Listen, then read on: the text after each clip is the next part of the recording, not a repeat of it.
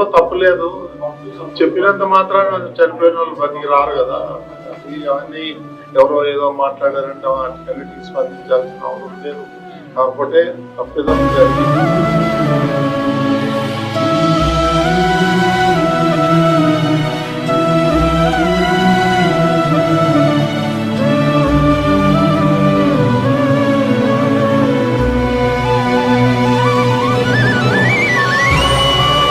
సహజంగా మరణించే ఆవులు ఉంటాయి, ఆరోగ్యం బాగాలేకుండా కొన్ని ఉంటాయి.